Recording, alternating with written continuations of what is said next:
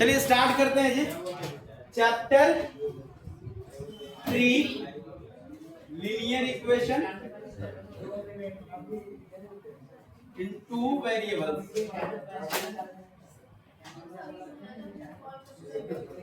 चलो अब सब शांत रहो जी। जो है ना, चंदन आया है ना, होमवर्क बनाया है? कौन सब नहीं बनाया है जो होमवर्क रेगुलर है? सो खड़े हो जाइए। बोलो बनाया है? क्या नाम तुम्हारा? लक्ष्य आज आया है। लक्ष्य के हॉस्टल में बाढ़ आ गया था। हॉस्टल हॉस्टल जो चलाते थे उनका सारा बर्तन में दह गया था। अब खाना नदी में बनाया, नदी में बाढ़ आया था, दह गया है नदी में। हम मजाक करते हैं, ठीक है? हम ये सब बात मजाक नहीं करते हैं, मजाक में बोलते हैं लेकिन बात सही होती है, ठीक है ना? हम मजाकिया अंदाज में बोलते हैं, ये बात हो सकता है मे बी, लेकिन बोलते ऑथेंटिक बात है, समझे ना? लीनियर इक्वेशन टू वेरिएबल का हम लोग ग्राफ दो क्लास में ग्राफ हम कॉपी पर ही ड्रॉ करना, ग्राफ की कॉपी लेकर के 1 बाय 1 ग्राफ की कॉपी लेकर के ग्राफ की कॉपी पे हम आपको ड्रॉ करना सिखाए थे, बोर्ड पे नहीं, ग्राफ आपकी ग्राफ की कॉपी पे सिखाए थे। तो मेन चीज वहां पे ये है। तो लीनियर इक्वेशन टू वेरिएबल यहाँ पर हम लोग एक बात लिख क्या देखें, हम लोग देखेंगे general form of a linear equation into variables is क्या होता है? is है ना, जो इसमें आ रहा है ना, is ax इंक लाया है रे प्लस c बराबर 0। इसमें इंक डाला है? नहीं, पहले से डाला हुआ है। जाओ इंक का बोतल लेकर आओ, बोला कि सर इंक का बोतल नहीं है।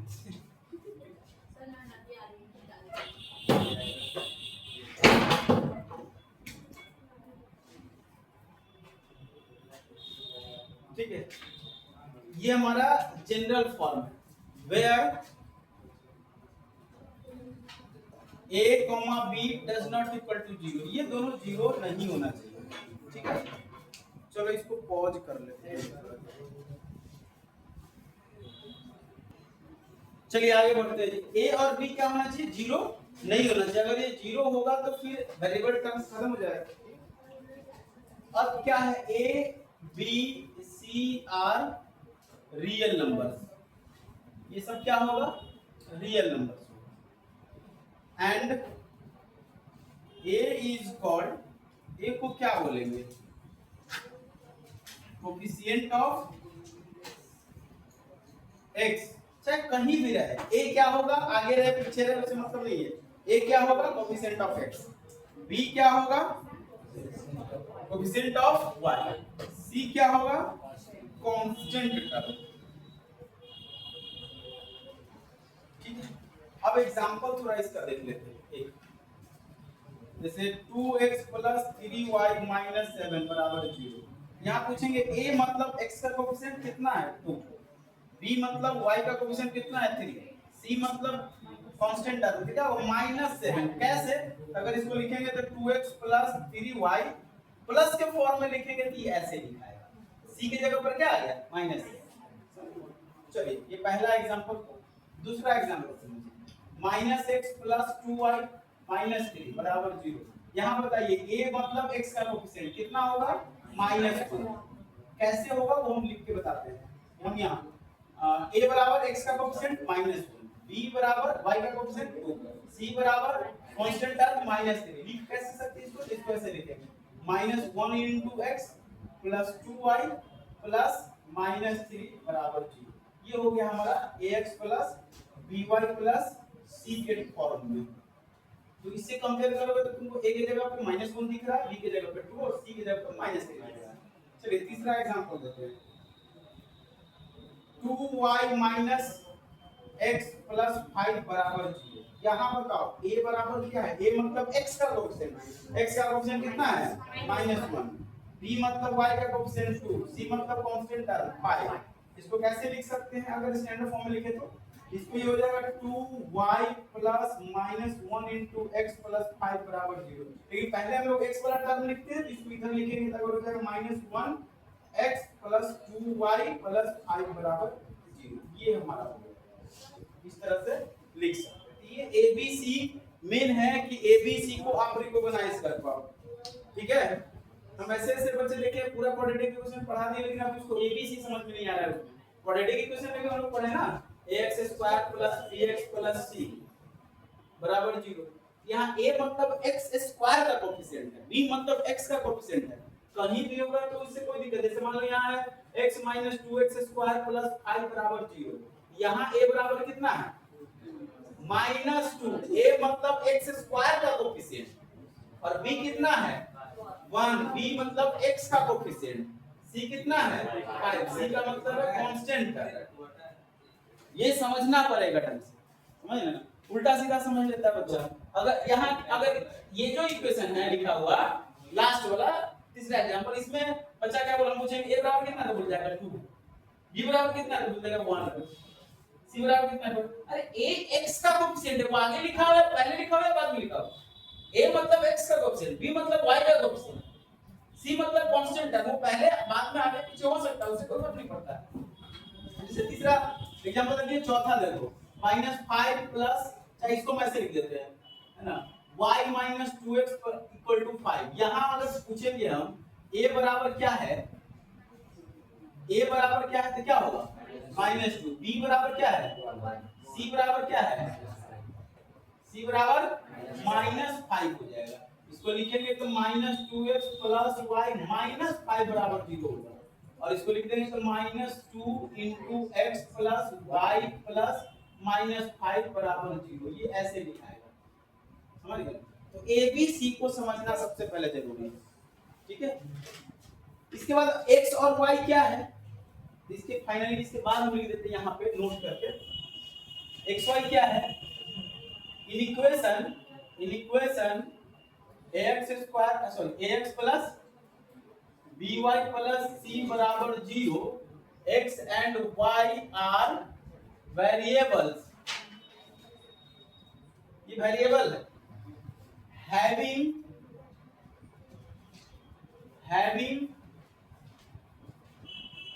any real values satisfying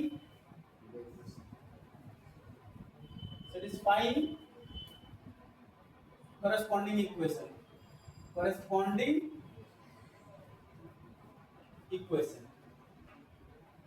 x और y का कोई भी वैल्यू रियल वैल्यू हो सकता है। कौन होगा जो उस इक्वेशन को सेटिस्फाई करेगा, संतुष्ट करेगा, वही x और y का वैल्यू होगा। ऐसा नहीं कि कुछ भी हम लोग लेंगे, कुछ भी नहीं होगा, कोई भी रियल नंबर ही होगा। तो कोई भी कौन रियल नंबर, आगे कंडीशन है x and y are variables having any real value satisfying corresponding equation। कोई भी रियल वैल्यू होगा, कौन होगा जो उसको सेटिस्फाई करेगा, समझ गए ना। चलिए नोट करिए फटाफट सब। पिछले क्लास में तो इसका हम लोग ग्राफ पढ़ लिए थे, ठीक है, ग्राफ ड्रॉ करना सिखाए थे, बाकी ग्राफ का पूरे क्राइटेरिया और कंडीशन आज हम लोग पढ़ेंगे इसका। चलिए इसको प्रॉपर वे में नोट कीजिए। चलिए इसके आगे बढ़ते हैं।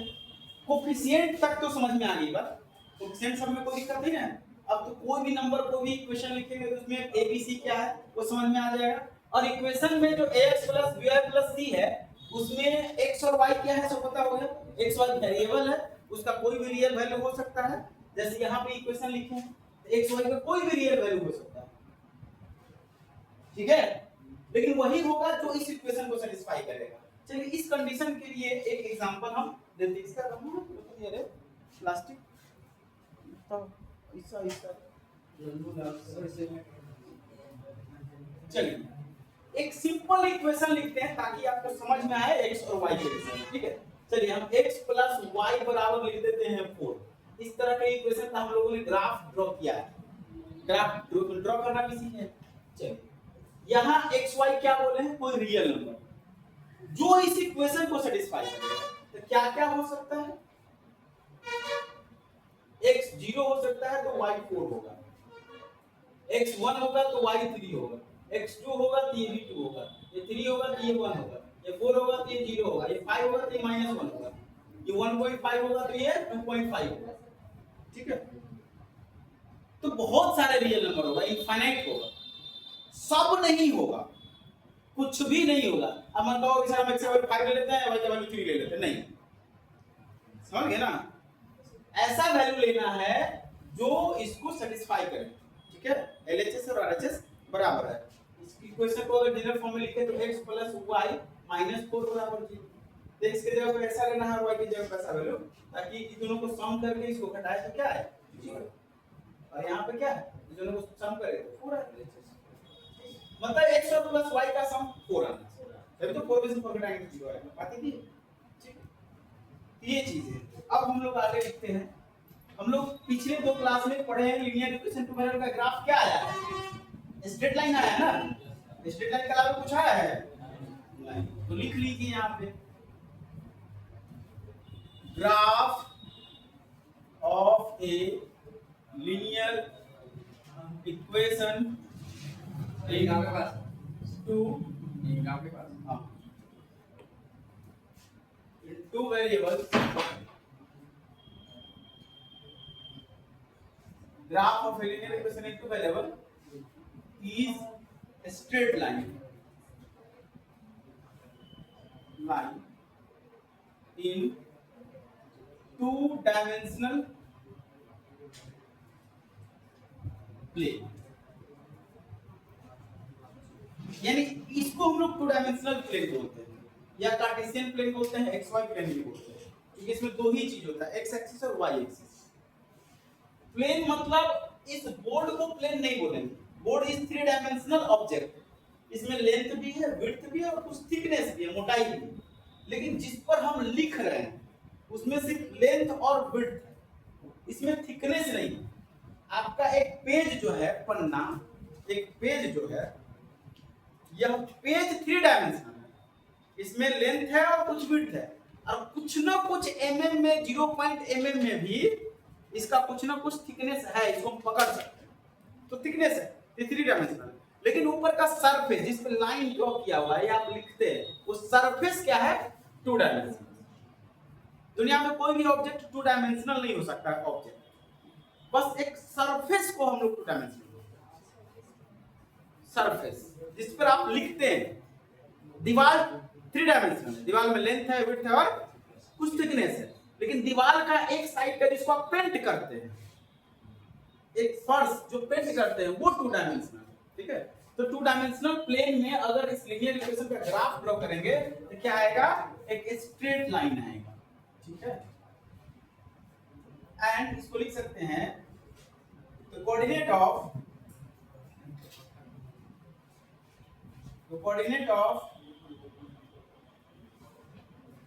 every point of the graph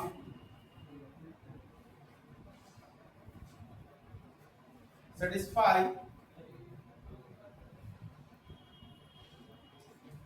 the corresponding equation। ये हम लोग देख चुके हैं, समझ गए? जैसे एक छोटा सा एग्जांपल यहाँ पर हम ड्रॉ करें, यहाँ लिए x + y = 4, ये एग्जांपल के तौर पे इसका कुछ ग्राफ ड्रॉ कर, कुछ वैल्यू हम लोग ले लेंगे, x 0 लेंगे, y 4 हो जाएगा, और ये 4 ले रहे, बात कर रहा है तुम लोग, ये 0 हो जाएगा, 1 लेंगे 3 हो जाएगा, 2 लेंगे 2 हो जाएगा। इसका ग्राफ अगर हम लोग ड्रॉ करते हैं, ये हमारा y डैश हो गया, ये x डैश हो गया, 1 2 3 4, ये पॉइंट हमारा a हो गया, 0,4, 1 2 3 4, ये b हो गया हमारा 4,0, इस दोनों पॉइंट को मिला दोगे तो ये स्ट्रेट लाइन बन जाएगा, ठीक है? ये हमारा इक्वेशन हो गया x + y = 4 का। मतलब इस लाइन पे आप कोई भी पॉइंट लेंगे, जैसे ये पॉइंट ले लीजिए, इस पॉइंट का कोऑर्डिनेट कितना है p, 2,2, ये x उस इक्वेशन में पुट करेंगे तो सेटिस्फाई करेगा। इस पॉइंट को लेंगे तो क्या हो जाएगा, इस पॉइंट का कोऑर्डिनेट मान लो q है, ये पॉइंट ये हो गया 5, -1, इसको सेटिस्फाई करेगा। अब मान लो ये पॉइंट ले लिए c, इस पॉइंट का कोऑर्डिनेट है 2,0, उस इक्वेशन को सेटिस्फाई नहीं कर रहा है, यानी इस ग्राफ के बाहर कोई भी पॉइंट लेंगे उसका कोऑर्डिनेट सेटिस्फाई नहीं करेगा उसके इक्वेशन को, लेकिन इस ग्राफ पे कोई भी पॉइंट आप सिलेक्ट करो, कहीं भी आगे चला जाएगा, पूरा जहां तक जाना चाहेगा, यहां आ गया, इस पॉइंट का जो कोऑर्डिनेट होगा वो भी इस इक्वेशन को सेटिस्फाई करेगा, इस इक्वेशन को सेटिस्फाई करेगा। यहाँ भी लोगे, यहाँ भी लोगे, कहीं भी लोगे, ये सारे पॉइंट के कोऑर्डिनेट क्या करेंगे, इस इक्वेशन को सेटिस्फाई करेगा। कोऑर्डिनेट x कोऑर्डिनेट होगा और y कोऑर्डिनेट होगा किसी भी पॉइंट का, तो x कोऑर्डिनेट को x के जगह पे पुट करेंगे और y कोऑर्डिनेट को y के जगह पे पुट करेंगे। समझ गए? एकदम बनाना है, जल्दी नोट कीजिए सब। समझ में आ गया ना जी? तो लीनियर इक्वेशन टू वेरिएबल का ग्राफ क्या होगा, स्ट्रेट लाइन होगा। उस स्ट्रेट लाइन के प्रत्येक पॉइंट का कोऑर्डिनेट उस इक्वेशन को सेटिस्फाई करेगा। समझ में बात आ गई? चलिए नोट कीजिए। इसके आगे हम लोग पढ़ेंगे पेयर ऑफ इक्वेशन। ठीक है, चलिए स्टार्ट करते हैं जी, आगे बढ़ते हैं। इसमें हम लोगों को मेन रूप से क्या पढ़ना है, पेयर ऑफ लीनियर इक्वेशन। क्या पढ़ना है, pair of linear equation in two variable. तो दो इक्वेशन होगा, एक को हम लोग मान लेते हैं a1x plus b1y plus c1 बराबर 0, ये हो गया हमारा इक्वेशन। और a2x plus b2y plus c2 बराबर 0, ये इक्वेशन हो गया 2। ठीक है, ये a2 b2 क्यों दिए, तो डिफरेंट इक्वेशन दिखाने के लिए, समझ ना, डिफरेंट इक्वेशन दिखाने के लिए ऐसा हम लोग किए हैं, ताकि ये अलग इक्वेशन, ये अलग इक्वेशन, ये दोनों एक पेयर है। हम लोग अभी पढ़े हैं कि लीनियर इक्वेशन टू वेरिएबल का ग्राफ क्या होता है, स्ट्रेट लाइन। तो इस दोनों इक्वेशन का ग्राफ क्या आएगा, स्ट्रेट लाइन। चलो, तो दो स्ट्रेट लाइन आएगा। इस दोनों स्ट्रेट लाइन में मान लो कोई भी प्लेन में अगर दो स्ट्रेट लाइन है, कहीं से वो ये है मान लो और एक ये, तो इस दोनों में एक रिलेशन है, कोई ना कोई एक रिलेशन होगा। या तो दोनों ही लाइन कहीं ना कहीं जाके कट करेगा, ये लाइन कहीं ना कहीं, ये एरो साइन क्या दिखाता है, this is go on, not terminated line. This is not a terminated line, ये टर्मिनेटेड लाइन नहीं है। टर्मिनेटेड का मतलब होता है रुका हुआ है, एरो का साइन मतलब है ये आगे बढ़ रही है, ये लाइन आगे कहीं ना कहीं जाके कट करेगा। तो तीन तरह का रिलेशन हो सकता है। एक हो सकता है पहला, ये दोनों कहीं ना कहीं जाके कट सकता है, इसको हम लोग बोलते हैं इंटरसेक्टिंग ग्राफ, इंटरसेक्टिंग लाइंस। ठीक है, दूसरा हो सकता है कॉन्साइड कर जाए, उसी पर दोनों हो जाए। ठीक है, दोनों लाइन उसी लाइन पे, इसको बोलते हैं कॉन्सिडेंट लाइन।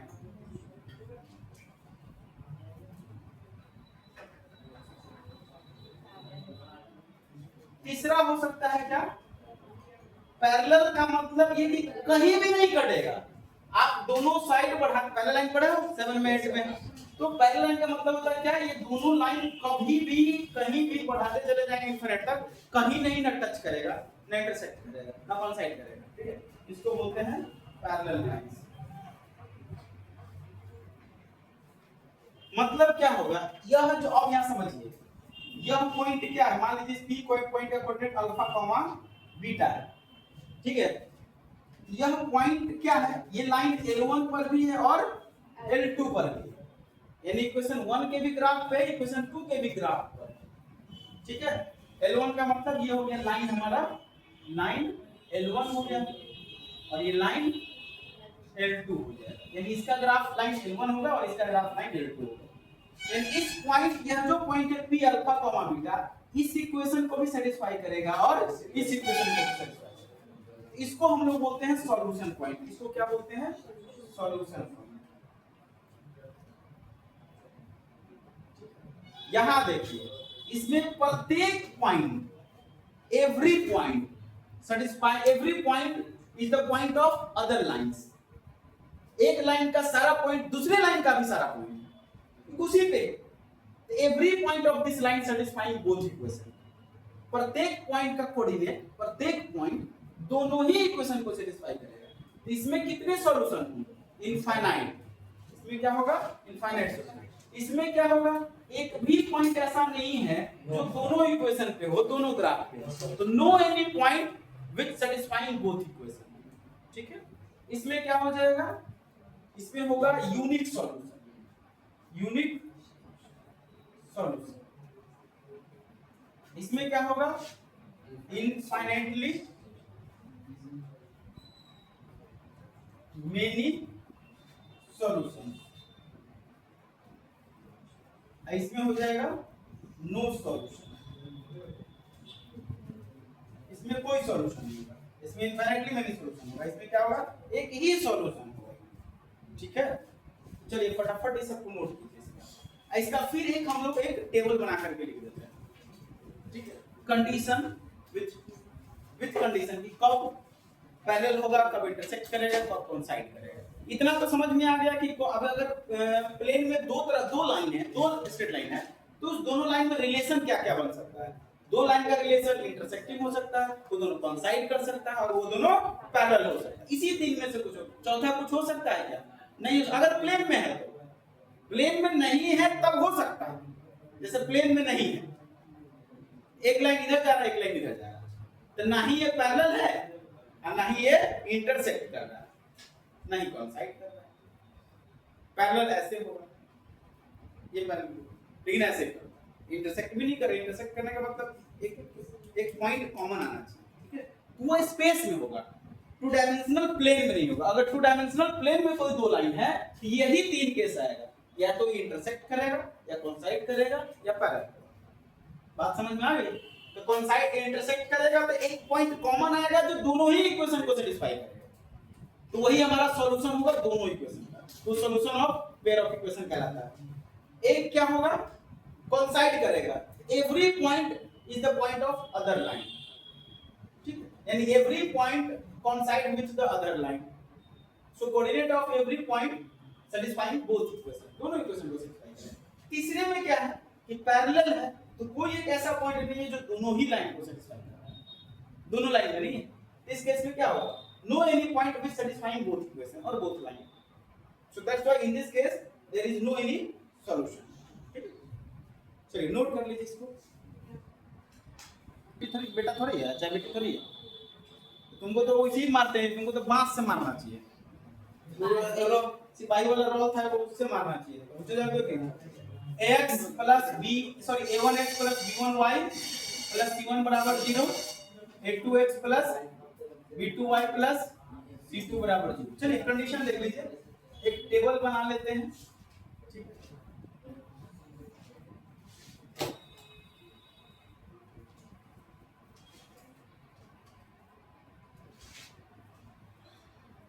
पहला है case first, case second, case third. पहला में if a1 by a2 does not equal to b1 by, यानी x दोनों ही इक्वेशन के x का कोएफिशिएंट का रेशियो y के कोएफिशिएंट के रेशियो के बराबर नहीं होगा, नहीं होना चाहिए, तब क्या होगा, ग्राफ इज इंटरसेक्टिंग ग्राफ होगा। क्या होगा, इंटरसेक्टिंग ग्राफ, ग्राफ या फिर लाइन बोल सकते हैं। ग्राफ क्या होगा, इंटरसेक्ट। अगर ये वाली बात है तो दोनों इक्वेशन का ग्राफ ड्रॉ करोगे तो क्या आएगा, ग्राफ ड्रॉ करो, ग्राफ क्या आएगा, इंटरसेक्ट करेगा, इंटरसेक्टिंग ग्राफ आएगा। तो सॉल्यूशन क्या होगा, unique solution, unique solution.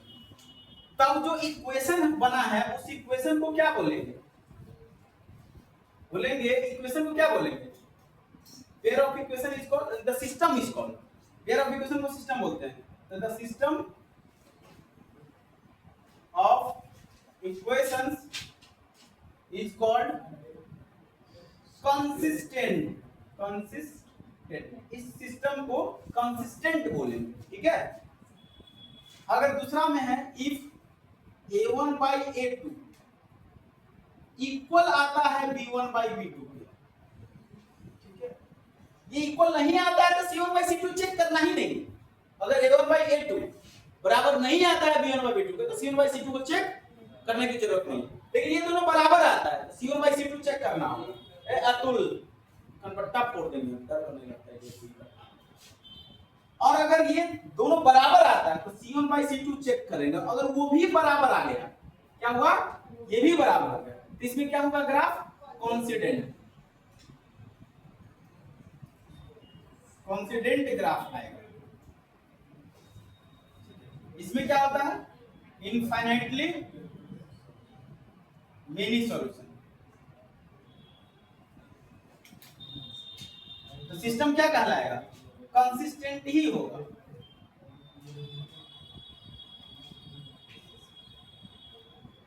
Consistent होगा, लेकिन इसको डिपेंडेंट कंसिस्टेंट बोलते हैं।